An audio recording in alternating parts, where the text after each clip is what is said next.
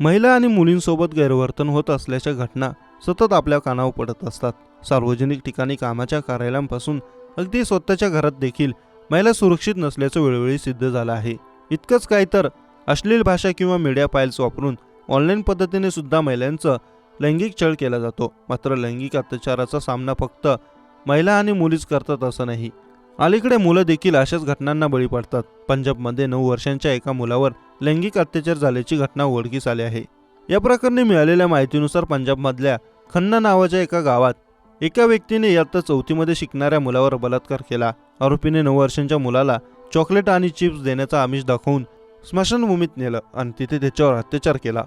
ही घटना घडली त्यापूर्वी पीडित मुलगा शेतातल्या कूपनलिकेजवळ खेळत होता. तिथेच आरोपीने मुलाला चॉकलेट आणि चिप्स दिले. मुलगा निवांत खेळत असल्याचं बघून त्याची आई तिथून आपल्या कामाला गेली.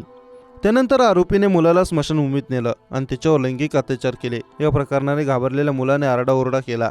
त्याचा आवाज ऐकून मुलाची आई घटनास्थळी पोहोचली.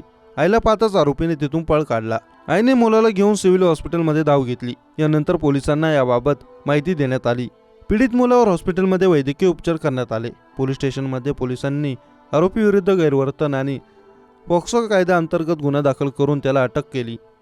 DSP राजेश शर्मा यांनी सांगितलं की या प्रकरणातल्या दोषीला कडक शिक्षा दिली जाईल.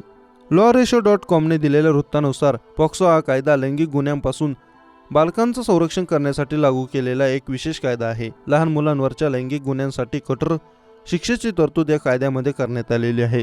अशा प्रकरणांच्या तपासासाठी आणि खटल्यासाठी विशेष प्रक्रिया राबवली जाते. लहान मुलांवर अत्याचार होण्याच्या घटनांमध्ये वाढ होत आहे. त्यामुळे पालकांनी आपल्या मुलांच्या सुरक्षेबाबत दक्ष राहिलं पाहिजे.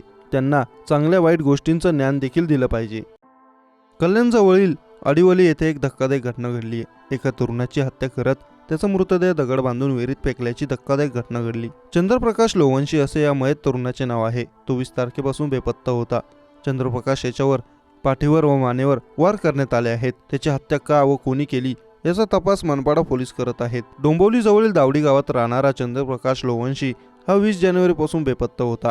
25 तारखेला सकाळच्या सुमारास त्याचा मृतदेह कल्याणजवळील अडिवली गावातील विहिरीत आढळला. त्या मृतदेहाला दगड बांधलेला होता. या घटनेची माहिती मिळताच मनपाडा पोलीस घटनास्थळी दाखल झाले.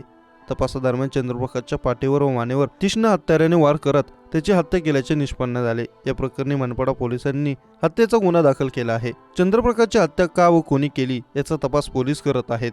दारू पार्टीतून एका क्षुल्लक वादातून तरुणाची हत्या झाल्याची घटना 2 दिवसांपूर्वी घडली होती. दरम्यान मनपाडा पोलिसांनी आरोपीला ताब्यात घेतला आहे. 2 मित्र पार्टनरशिपमध्ये चायनीज गाडी सुरू करणार होते. या आनंदात दोघांनी पार्टी दिली. मात्र या दारू पार्टीत क्षुल्लक वादातून दोघांमध्ये वाद झाला. याच वादातून एका मित्राने दुसऱ्या मित्राचीच हत्या केली होती. ही धक्कादायक घटना कल्याणपूर्व अडिवली परिसरात मध्यरात्रीच्या सुमारास घडली. वाजिद सय्यद असं मयत तरुणाचं नाव आहे. या प्रकरणी मनपाडा पोलिसांनी परेश शिलकर या तरुणाला ताब्यात घेतले. या प्रकरणी मनपाडा पोलिसांनी पुढील तपास सुरू केलाय.